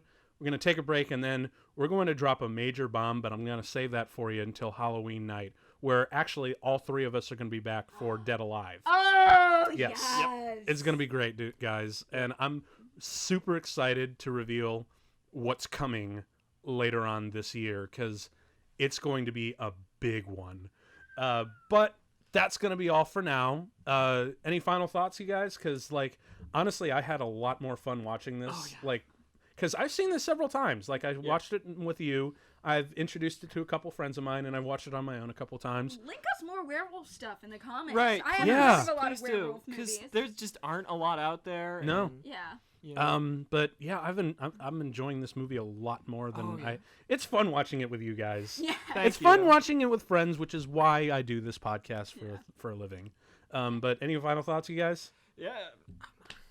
I think we. Definitely funnier this Yeah. time around. I felt the first time I watched it was a lot drier and darker, but it really played this time. Sweet. I guess I got a horror comedy related hot take. Poltergeist is fucking hilarious. It really, especially the last shot. Any horror movie is hilarious if you watch it with a girl who's scared easily. It's also adorable. You've never done this before. Neither have you. Good point. You go. You just watch her go like, "Ah," and you're like, you eeped. My night's made. I know we're watching Paranormal Activity, but for some reason you're clinging to me. My night's made. That does sound nice. Yes, it does. Okay, Alright. so I think we're gonna be good for tonight. So this has been Comtrack, and if you want, just like us on Facebook. We're also on Spotify. We're pretty much on everywhere where podcasts are made. And of course, next week is going to be another horror comedy. And if I remember correctly, it is going to be The Cabin in the Woods. Yes. Is that correct? I'm Cabin in the Woods. like 90% sure that it is. Yeah, I'm sorry. It's been a long day. But if I'm wrong, I'll correct myself. Whatever. We'll make Mike watch Old Greg, and then we'll. Yeah. So you can be here next week. We're going to be continuing Spooktober, and this has been Comtrack. I've been Tim, I've been Hannah. I've been Michael Wasser. and you'll never have to watch a movie alone again. Peace.